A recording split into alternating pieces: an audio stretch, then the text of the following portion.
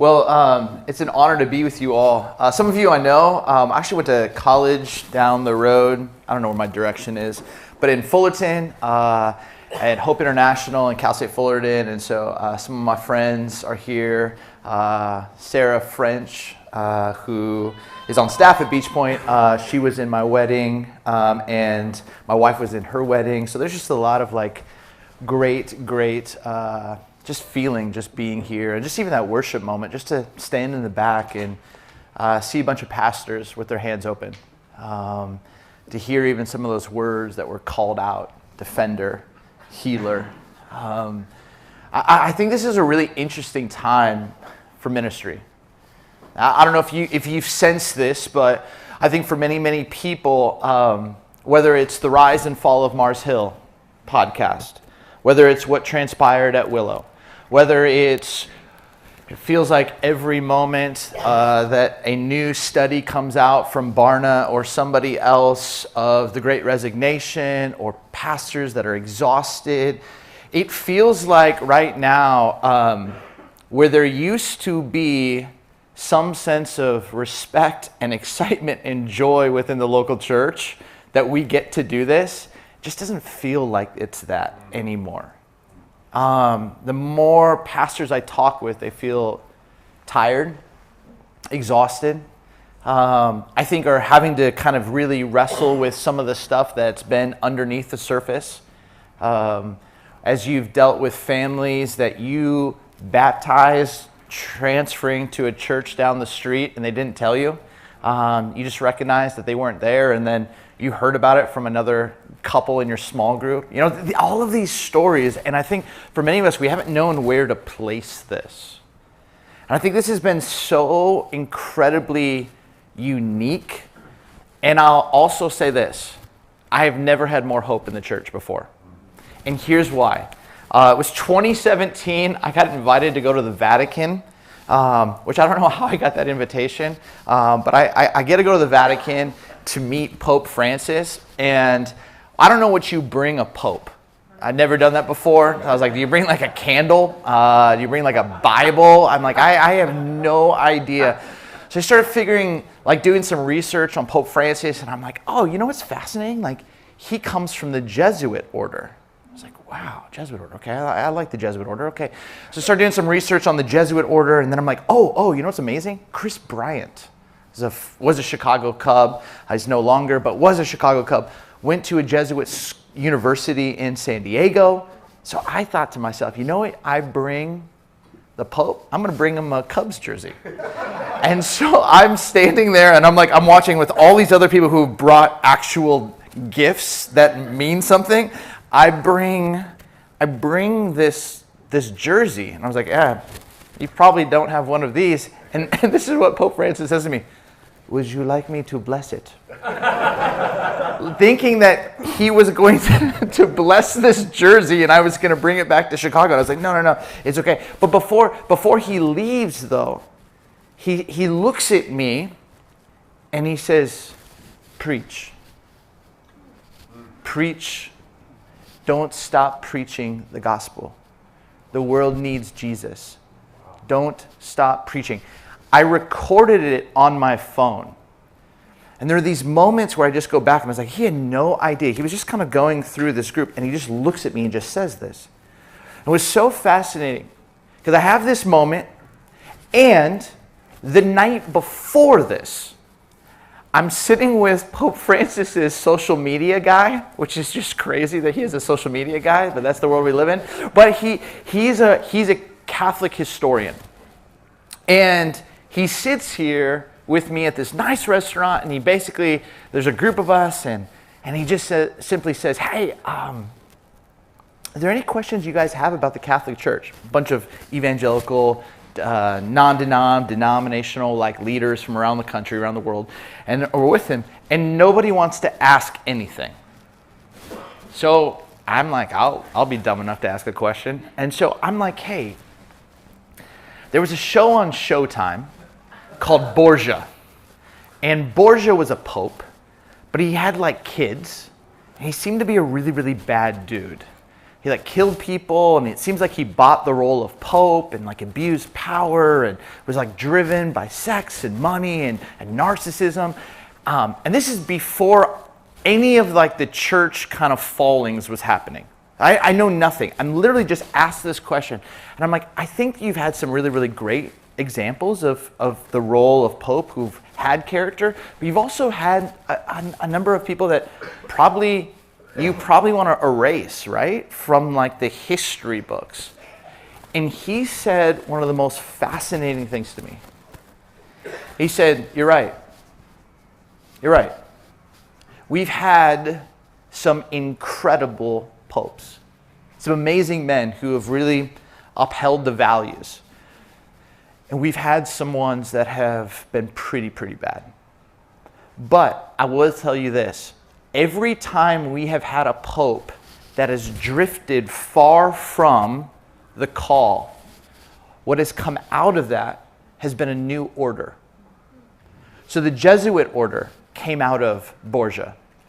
And all of these different orders that you look at in Catholicism all came as a response to a bad pope, which is fascinating, right? Because when we think about in these last number of years, and again, I've been in ministry almost 25 years, I've never experienced in the last 3 years as much conversations about formation and character than in these past few years. Which in many ways, I almost feel like there is a profound new order that is emerging, that we've seen the power, we've seen the money, we've seen the platforms, we've seen the stages, we've seen the incredible strategic plans, we've seen the pushing, the driving, the striving, all of the platforming in the evangelical industry and mechanism and machine and the billions of dollars behind it. And yet, underneath it all, what really matters is your character. And I think in so many ways, what gives me the most hope is I'm watching younger leaders talk about it. One of the things that chokes me up more than ever, and I've been trying to, as many times as I can, is actually go see a pastor finish well.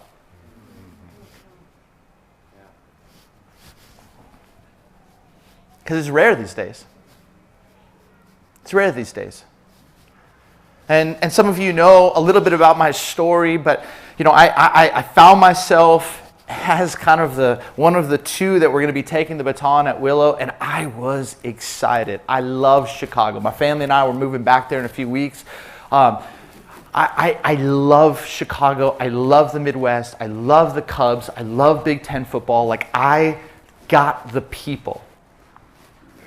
And I had no idea of the shadows and the bodies that had been buried. And I'll never forget when these stories came out, like about my spiritual father and mentor, I was like, what? Couldn't even fathom it. But the moment that it will bring me to tears was the day that Bill announced that he was resigning early. And I'll never forget, we were up on stage, 5,000 people in this auditorium. He says a couple words, the elders get up, and then basically they ask me to say a prayer. So I walk up, I say a prayer, and I thought Bill and his family are going to walk down and sit in the front row, which we called the bullpen, which is where they sat every weekend they were in town. But all of a sudden, what I saw was them walk off the stage and walk to the back room to get in their car and drive away. And I stood there with a mic in my hand, watching this whole thing happen in front of 5,000 people. And all in my mind, you know, you're processing. You don't actually think about how things are going to play out, but you're processing. And I was sitting here going, oh my goodness. I mean, the story of Willow is incredible. It's incredible. bunch of high schoolers, basically in a student ministry, going to start a church at a movie theater.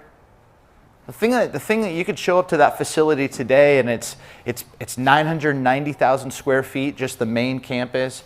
It's $235 million. It's a third of $1 billion as an organization. That doesn't matter to me at all. What matters to me is that in 1978, 79, the 227 20-somethings showed up to a bank and all took out personal loans to buy that piece of property. And people would come up and show me, I took out a $5,000 note in 1978. I was like, I wasn't even born yet. And the faith that they had, the dream that they had, the vision that they had. And Bill, I mean, he led that thing. And it hit me is as he walked out, he'll never step foot on that campus again. And it reminded me of my youth pastor, Hal, who on the regular, every time he'd see me, he'd look at me and go, I don't care how good you are on the stage. I don't care what you have to teach. I don't care. The thing I care about is your integrity. Because it's the only thing that you will spend your life working. Days, weeks, months, seasons, years, decades, and can be lost like that.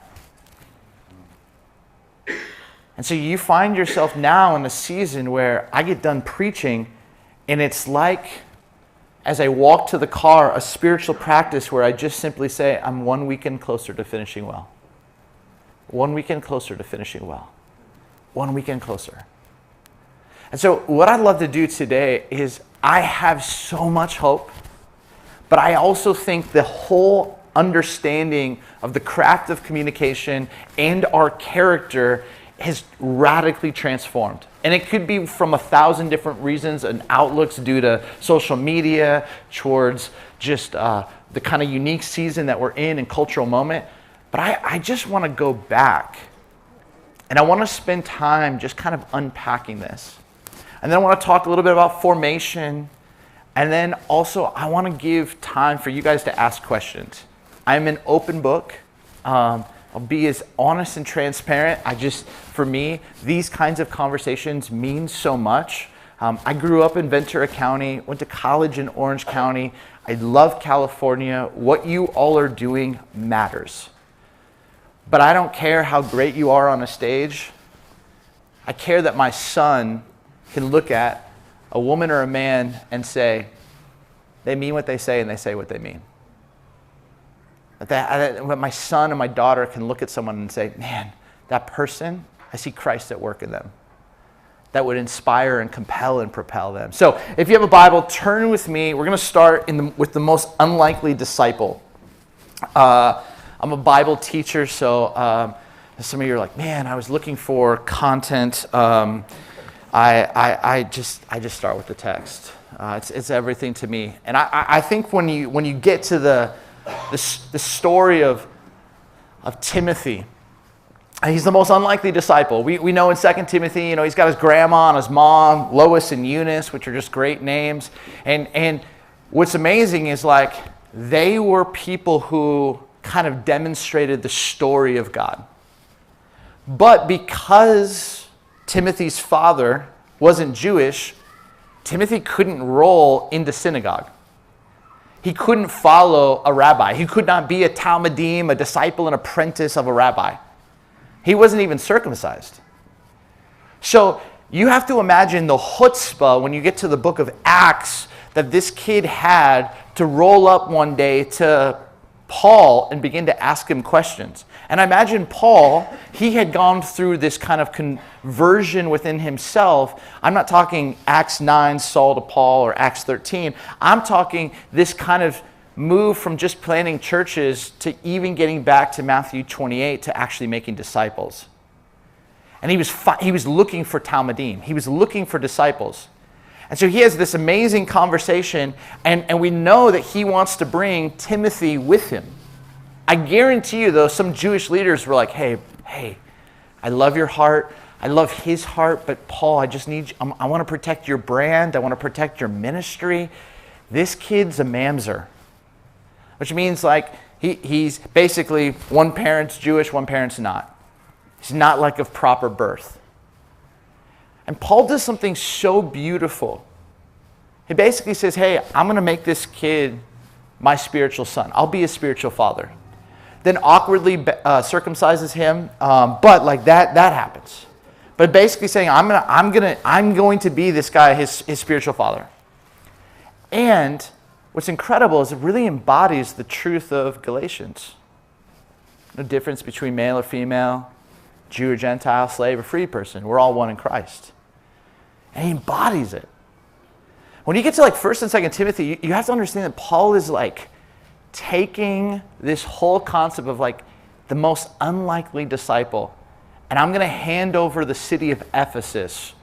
And this kid is going to be the one who carries the baton forward. So he has some powerful words. If you mentor or develop younger leaders, 1st and 2nd Timothy is, in my opinion, one of the most practical, important works to literally develop younger, emerging leaders, to shape them and form them. But it's also good for every one of us. So hear this. It says in chapter 4, we'll start with this. For physical training is of some value. That's why I don't work out. For physical training is of some value, but godliness has value for all things, holding promise for both the present life and the life to come. So beautiful. 1 Timothy 4, verse 8. And then he says this. This is a trustworthy saying that deserves full acceptance. This is why we labor and strive, because we have put our hope in the living God, who is the Savior of all people, and especially of those who believe. Now, I want to stop right here and just say it's fascinating that the way that Paul uses hope is so profoundly different than the way that we talk about hope today. In Rome, you actually were taught not to have hope. Hope was a form of weakness. So as a kid in elementary school, you were taught that suffering will come, which is true. Pain is normal, which is true. And that you should never have hope. What you need to be best friends with is reality. So you would literally put together, like in 3rd or 4th grade, a whole list of what happens when mom dies. What happens when dad dies? What happens when and you would have to literally begin to show no emotion and go, I can get through this. I can power up. I can grit my teeth. I can totally do this. And if you've ever been to West Michigan, you know exactly what I'm talking about. Because I'm just going to pull myself up by my bootstraps and I'm just going to grit my teeth. There's no sense of hope. So this is what Rome taught. But what's interesting, though, is that the way that we culturally use hope is fascinating. I mean, the way we use hope is kind of like this. I hope the Lakers make the playoffs. I hope that there's no traffic on the 405 so that I can make my flight at LAX. Every time that many people in our congregations, and even with us, the way that we use hope, it's predicated on one word, uncertainty. But the way that the New Testament writers saw hope was that you can desire something good, and because the tomb is empty, then anything is possible. And that resurrection bred a sense of confidence and certainty so that in any moment I could expect that God was going to work. That's the kind of hope. So when Paul writes, hey, we have this trustworthy saying that deserves or demands full acceptance, he's saying something so beautiful. We have our hope in a living God. So I can desire any moment to be redeemed or restored because anything is possible because the tomb is empty. Resurrection gives us a sense of absolute confidence, which again brings you back to that verse 8, for both the present life and the life to come. But then he shifts it, and he shifts it to speak these words to Timothy, a charge, a charge in view of all of that reality. I have hope in you. I have hope to come. I have hope in the living God. I have some certain things. Now, in view of that, in light of that, here's some commands. And look what he says. Command and teach these things. Don't let anyone look down on you because you are young, but set an example for the believers in speech, in conduct, in love, in faith, and in purity. So it's like right here, he stops and says, all right, let's talk character. Let's talk character. You're going to step into leadership, and people are going to be able to look down on you. But don't give them any reason to. Your job is to set an example. And if you think about that, the way Paul would say this is, imitate me as I imitate Christ. Your job is to set an example. And this has become the anthem of many Saturday night or Saturday mornings or Sunday morning junior high or high school camps. And we stop right here. But I love that Paul starts with the character. Many of you know the name Dave Chappelle. Dave Chappelle is a comedian. He has this amazing ability to kind of find something that's a very thin gray line and expand it. And then all of a sudden you're like, what is going on? What do I think about this? What do I feel about this? Oh my goodness. And he just lets it sit out there. He's a master communicator. Obviously, I don't agree with everything he says, but I love watching the way that he constructs and arranges a bit. Well, he signs a contract that was the highest contract for any comedian. $50 million, season 3, Comedy Central is going to pay him. He's episode 5, he tells a joke, and he's looking back at some dude in the back, and the guy is just dying, laughing in response to Dave's joke. And Dave goes, this joke's not that funny. And he's just thinking in his head, the joke's not that funny. And he has this profound sense of moment where he gets triggered, and he starts thinking, all that guy sees is how much I'm worth. Not actually, he's a yes man. So Dave does the unthinkable. He just walks off set. And TMZ is like, Dave Chappelle is on cocaine. He's lost his ever-loving mind. And Dave, as he's walking off set, just calls his driver and says, pick me up. And he had a bag with him, I guess had his passport. Basically, the driver says, where do you want me to go? He goes, take me to the airport. Shows up at the airport, walks to American Airlines, and says, I just need to get as far away as possible. Do you have any international trips? And they're like, well, we're going to South Africa in 3.5 hours. He's like, first class ticket. He goes to the Admiral's Club, he sits down, and he begins to kind of just scroll through, where can I go in South Africa? And he finds a monastery. He lands in South Africa, and he spends 6 weeks in a monastery. And then, like every other celebrity who wants to redeem their career, he finds himself on a couch with Oprah. So 6 months after walking off set, he's now in a live studio with Oprah, and Oprah's looking at him. Now, my friend used to be the executive producer for Oprah, so I'm going to give you a little secret here. Oprah has this ability. Have you ever just watched her? And Dave has this moment. If you watch the episode, Dave's like, stop looking at me. Because you look at me, I feel like you're reading my soul, woman. Like, stop looking at me. You're making me cry.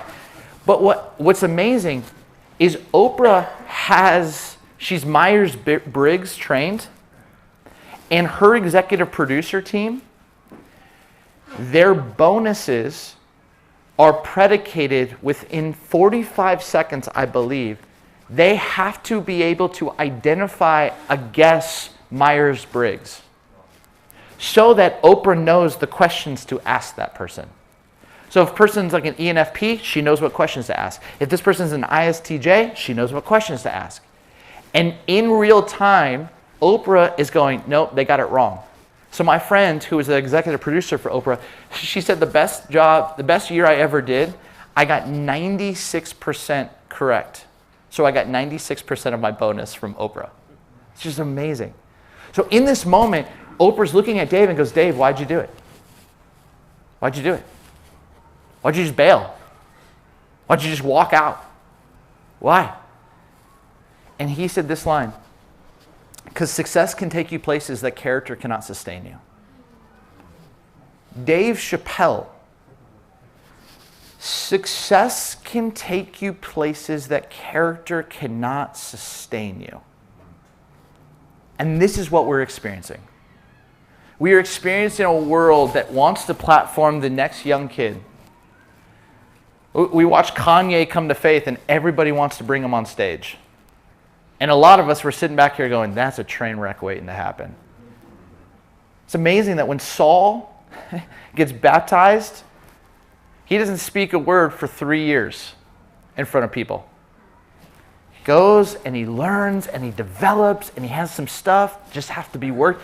It is this amazing piece. And right now, we are platforming people and we are pushing and striving. And what's amazing is we're just chasing success. But success can take you places that character cannot sustain you. And this is why Paul's like, man, you got to understand, you got to set an example in these 5. But what's amazing, though, is every youth ministry that I've ever seen that's taught on this just stops right here.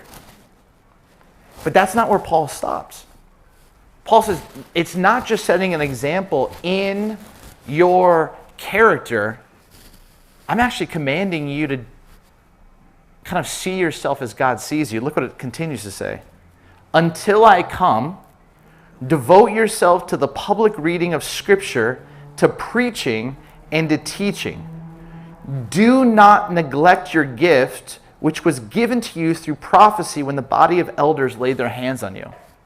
You gotta imagine this, because way back in the day, the way that you would actually discover your spiritual gifts wasn't through an app, wasn't through a class on Wednesday nights.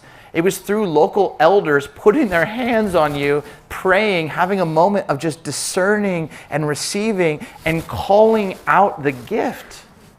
And most of us have had someone do that in us, where someone actually spoke a word.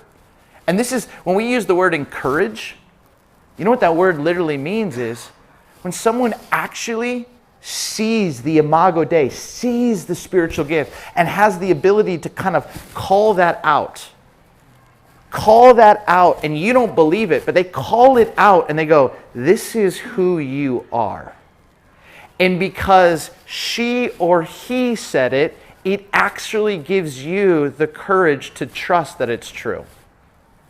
And you start to walk into that. And so Paul's reminding Timothy, hey, until I come, I need you to devote yourself to this, to preaching, to teaching. Never forget when all of those elders stood around you and spoke that spiritual gift out of you. They saw it in you. Don't forget that. Don't neglect your gift. But then look what it says. Be diligent in these matters. Give yourself wholly or fully to them, so that everyone may see your progress. Now, I love Chicagoland. I already told you that. But Chicago has to be one of the most passive-aggressive cities on the planet.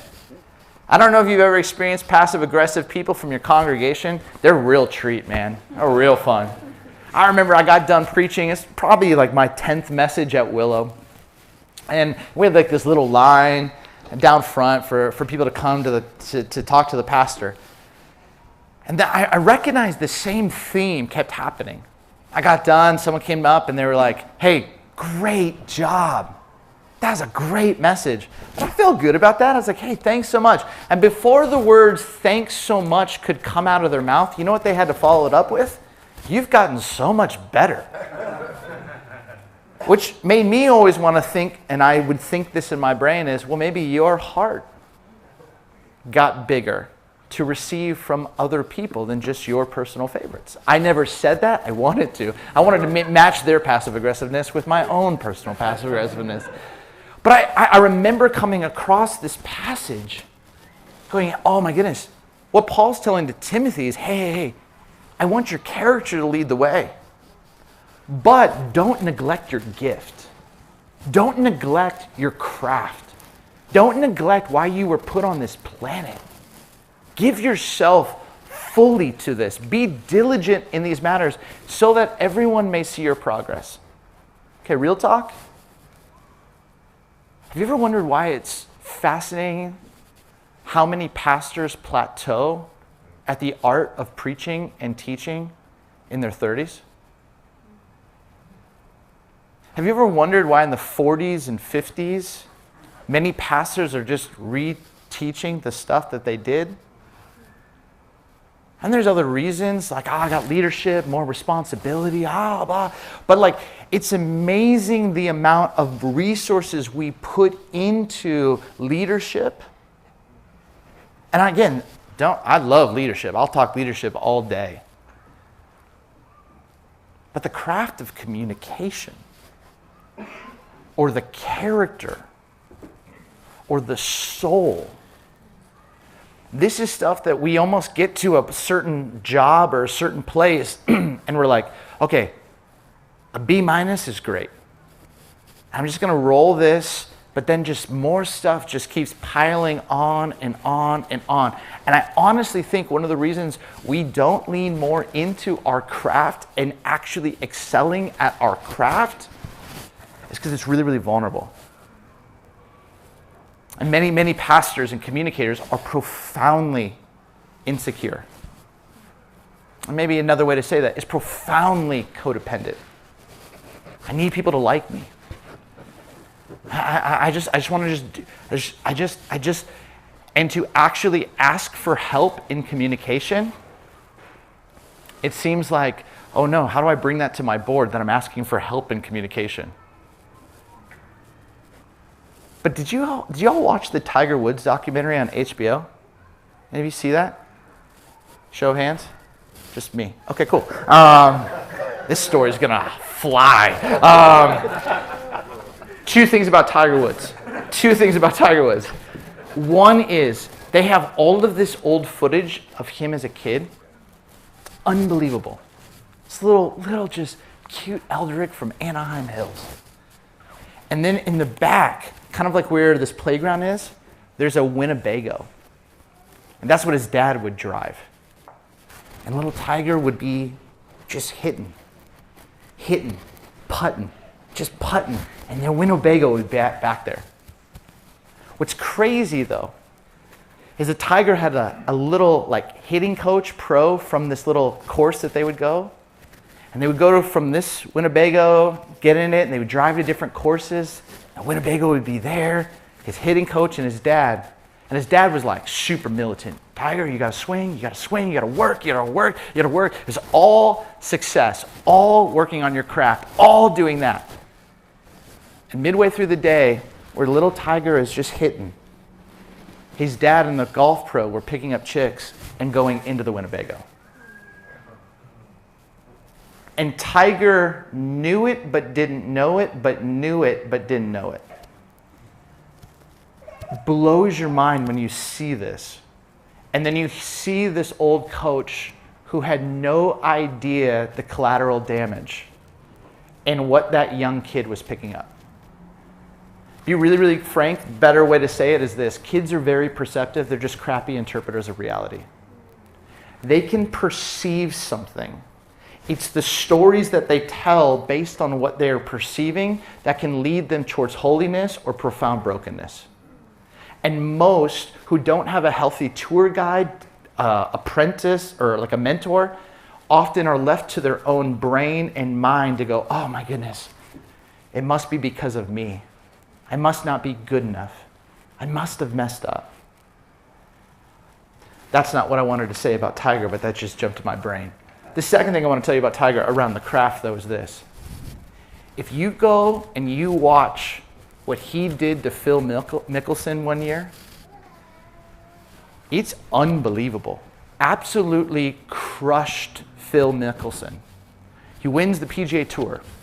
The next day, Tiger calls his hitting coach and says, I have to break down my entire swing and I have to build it back up again. He had just went on a run of winning 3 straight majors. And he's like, I got to get better.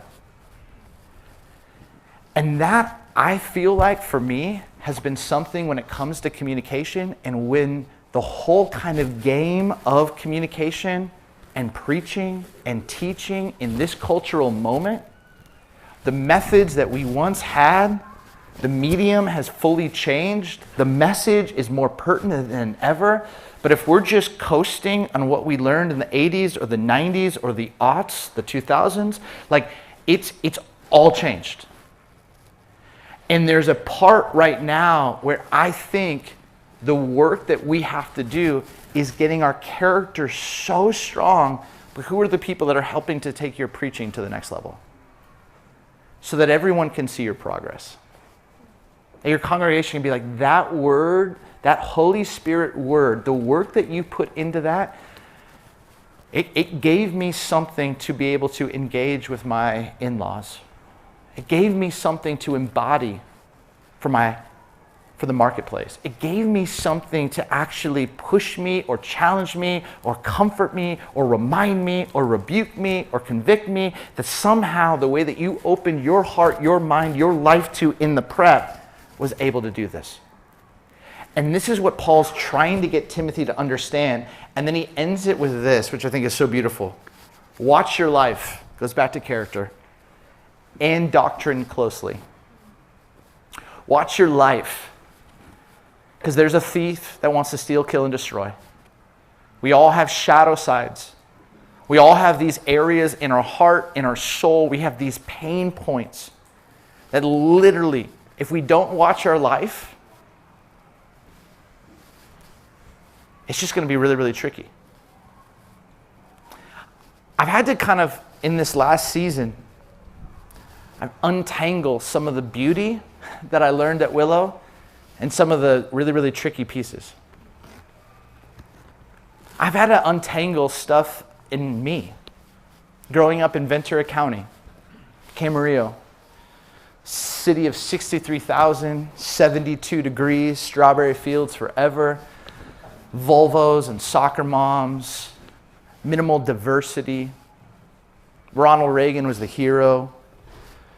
This was just a quintessential neighborhood to like grow up in.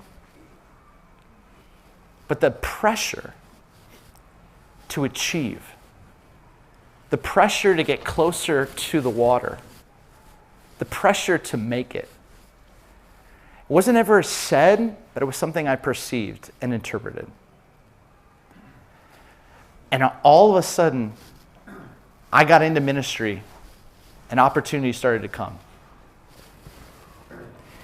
And you know what I really was hungry for? Really like shadow side stuff?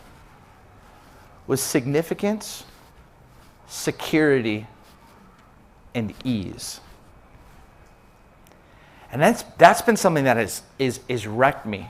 And there was a moment, there was one moment, because Willow had a plane. And one day they said, hey, drive over, get in the plane, you can fly to South Haven, which was like a 2.5-hour drive. And I was like, wait, we have a plane? I'm like, yeah. I'm like, okay. So I was like, what is going on? I had no framework for it. I drive my car over, a little Honda Civic, and drive it over. It's like kid Cheerios everywhere in the back. I pull it into this hangar, no TSA, no crazy LAX drama in line. I just get out, grab my backpack, I walk onto this little plane, I sit down. There's like a charcuterie board or whatever that word is, I like it. There's like wine or Coke, and I'm like, this thing is amazing. And all of a sudden, significance, security, ease. We land back. I walk to my car. My car has been washed. My fuel has been like, now it's at full. The Cheerios are gone. And I get in my car and I drive home and I was like, something rattled in my heart that was like, this feels so good, but it is not okay. And again, this is the hard part about watching your life. Because there's going to be people that are going to give you something. And you think it's a free gift, but it's an exchange. Or someone's going to try and actually feed some part that's underneath that's going to give you security. Or it's going to go after the scarcity. or it's going to give you some sense of significance, or it's going to make your life easier, or it's going to give you more freedom, or it's going to give you more power, whatever that thing is for you. And all of a sudden, you're simply going to watch it, and it's like an addict going into a bar. And you're going to be like, oh, that's good. It's good. One day, I got an email, and it was like, hey, there's a helicopter in the parking lot. You got to go over to Michigan to meet Bill. And I'm like, what is going on? And I walked down to the helicopter. I'd never been in a helicopter, and I was like, I don't like this. But I didn't know how to address it. So I got into the helicopter. I flew, I was having like this minor panic attack the whole time, going, I don't like this at all. And it was, we get there, have the meeting, we come back. We land back in the parking lot. I get out of it, and we have a care center on the campus, which meant people who were needing groceries or dental or help with law or their car. We just had this ministry that was incredible. It's my favorite part about Willow. And a guy drives by and he sees the helicopter, obviously has no idea who I am, never been to the church, gets out of the car and goes, who the hell are you? You must be Jesus or something. And I was like, never again. Never again. And I went to our CFO, I went to Bill, and I was like, I can't do the plane. I can't do that. I want to. Everything inside me wants to. It's just not good for me. So I randomly just started having to drive 3 hours, which is no fun through Chicago traffic. This does not make me a good human. But you have to watch your life. This is how easy it will get. And this is literally how people just begin to start to drift. I had a buddy from Michigan that I took to Chile, and he had never been, and we went there to do some ministry. We're down in Chile, and I'm like, hey man, here's the deal. I'm gonna take you surfing. And he's like, really? I'm like, yeah. So we get these 4 Chilenos who know what they're doing. There's 8 of us total. So we only have 4 boards and 4 wetsuits, and so we kind of break up into 2 different teams. And so I'm like, hey, Corey, you're going to go with these 3. They are professional surfers. You stay with them. He's like, got it. I'm like, what do? I stay with them. Got it. Great. So I go, I sit in this van. I think I was reading some Dallas Willard book, and so I'm just sitting there reading when all of a sudden my other Chilean friend, who is like this Jack Johnson kind of guy who just always has a guitar and barefoot, he comes and he knocks on the door and he goes, Mr. Steve? I'm like, yeah. Your friend Corey? Yeah. He's about to die. And I'm like, what in the world? I walk out there. Here's all the surfers at the break. And here's Corey way over here. And waves are just crashing. He's not even on his board. He's just floundering. And I like take off my shoes. I'm like, I can't swim out to him. I'm trying to whistle at my friends. I can't get their attention, but I can hear Corey screaming. And Corey's screaming, going, por favor! Por favor! And I'm like, what in the world is going on? And so finally we get my friend's attention, and they end up like paddling over. They bring him in. He's like a beached whale on the sand, and I don't have the mercy gift in this moment, so like I kind of kick him. I'm like, bro, hey, were you yelling por favor? He's like, outside of baño and sí, that's the only Spanish word I knew what to say. And it just has dawned on me, like how easy it is just to drift. Drift to being the smartest person in the room. Drift to power. Drift to ease. Drift to like all of a sudden the way that we tell stories center on us. Start to drift. And what Paul is saying is, my friend, my spiritual son, you got to watch your life and you got to watch your doctrine. Because the current of culture and the current of leadership and the current of everything that you are going against is going to want you to drift. So you have to have this profound focus on your character, setting an example everywhere you go. Every sermon isn't here. Your sermon is your life. This is just a moment where you get 30 to 45 minutes or 65 minutes if you're lucky to basically share what you're learning. You gotta watch your character, but you gotta be so grounded to say, I have not arrived. And if Tiger Woods in his broken and beauty is working on his swing, I'm gonna work on my gift. I want to get into heaven where I have wrung out every ounce and drip in that little gift that God has given me with communication. I don't want to leave anything on the table.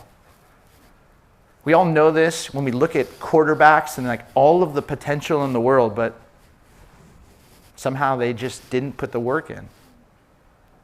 And I just think right now in this season, in the climate, the division, the brokenness, the pain, people are looking for people who have the craft, but whose character's leading the way. Who have this honest ability to look at their life and go, I'm drifting here. And have this honest ability to look at their doctrine going, man, I used to think this. Man, I need to like relearn that and get back to that. In my tradition, I never heard or understood the word sanctification. We had a small like JV team vocal group at our college called Sanctified. I always thought it was a weird word. I had no idea what that word was. It was never taught in my church. But some denominations, sanctification was everything. You get around the Salvation Army, holiness, holiness, holiness, holiness. And I was like, holiness, what is that? Being set apartness? Is that it? I've heard that sermon once. But I didn't understand. And every one of us in our doctrine, there are things that we have to relearn. And in our development, there are things that we have to learn because nobody taught us that. And there's things that we have to unlearn. But part of that is watching your life, watching your doctrine, and then look what this says. Oh man, this is so beautiful. Watch it closely. Persevere in them, because you're not going to want to. You're going to want to turn it down. You're going to want to just escape it. You're going to want to binge watch a show on Netflix. You're going to want to do everything else, but you have to persevere in this because the costs and the stakes are high. And then look what it says, because if you do, you will save both yourself and your hearers. I had a buddy of mine who was 26, 27 years sober, but still shows up to AA.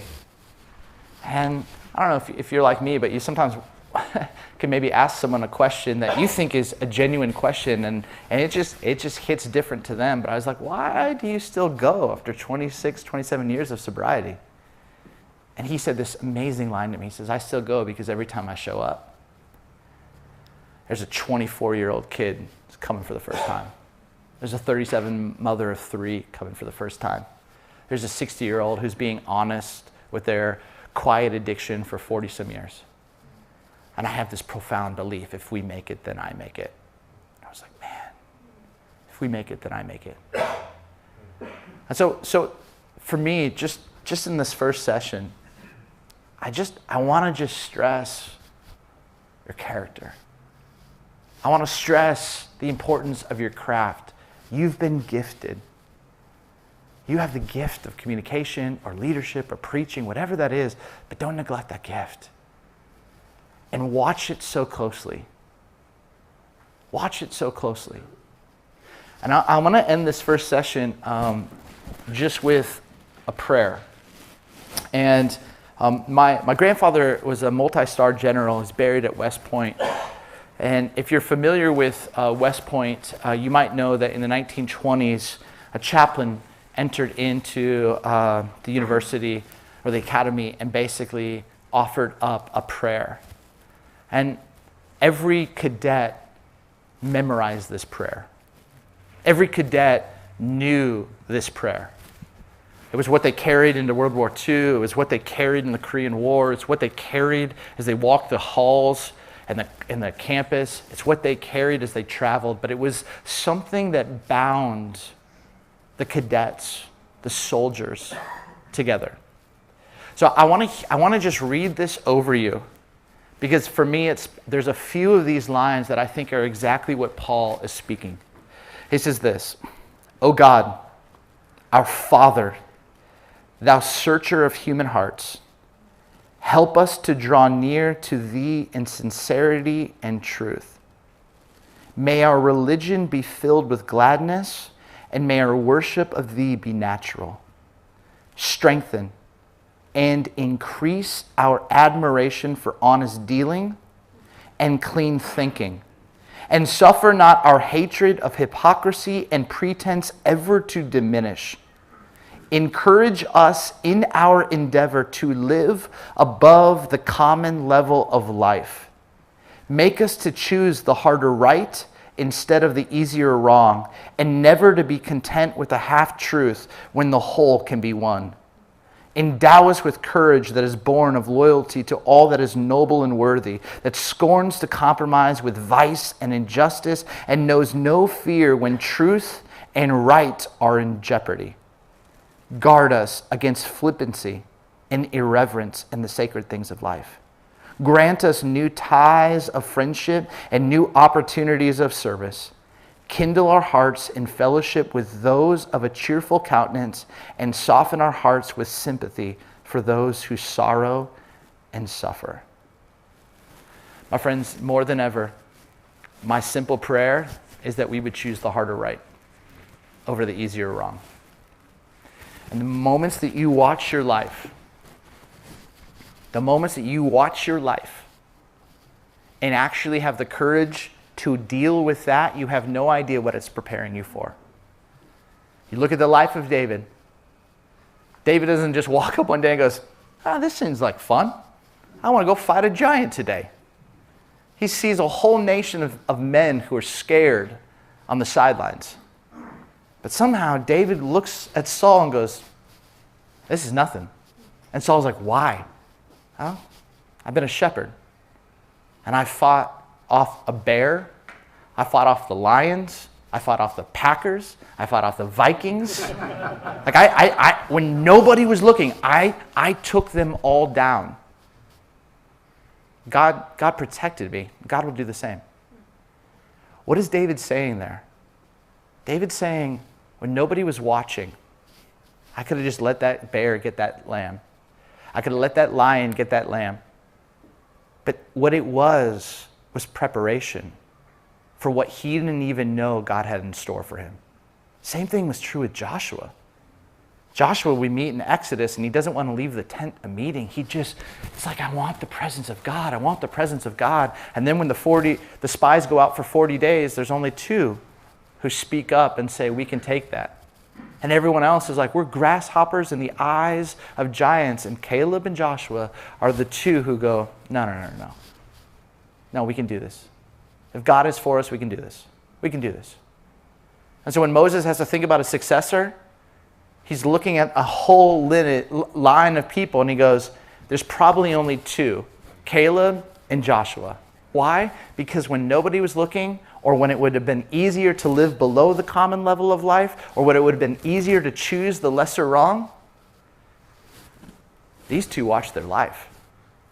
David watched his life. David chose the harder right. I'm not saying I did everything right at Willow. Please hear that. There's things I wish I would have done differently. But I will tell you this. I have a really, really difficult relationship with one family member. It's been years of counseling, years of spiritual direction. And I didn't know how to confront that. And for so many, many years, there's an amazing book that read my mail called The Drama of the Gifted Child by Alice Weber. And I knew what this person needed. I knew as a young child how to be this person's confidant. I knew how to care for this person. I knew their desires more than I knew my own. And the healthiest thing I could do was actually set up boundaries and begin to take agency and begin to actually do what God had asked me to do. And it scared everything within me. Sick in my stomach. It just was the hardest thing I've ever had to do. But here's the crazy piece. If I wouldn't have done that, if I wouldn't have had the courage to do that little thing, which was a huge thing for me, I would have never been able to do what I did at Willow. Does that make sense? I never thought that this little thing was preparing me for what God had in store for me. And this is the importance of watching your life and constantly going, God, let me be the kind of woman or man that chooses the harder right, that has my character lead the way. And if there's moments where I'm starting to drift, por favor, please, please, please bring me back to the hope that I have, the confidence, the certainty that you're not done with me, that the good that you began, you are not going to stop. I just have to be open and willing. And when you live like that, I think you give yourself the best chance to finish well. Everything inside of us, we're human, we're carnal. We'll drift towards ease and comfort and sex and money and power and fame and ego and all of that. And it's antithetical to the kingdom of God. So, session 1, you're like, wow, I'm going home now. This guy's a bummer. Doug, who are you listening to? But this is so important. I want every young leader, I want every leader who is 5 years, 10 years from finishing well, I want you all to finish so well.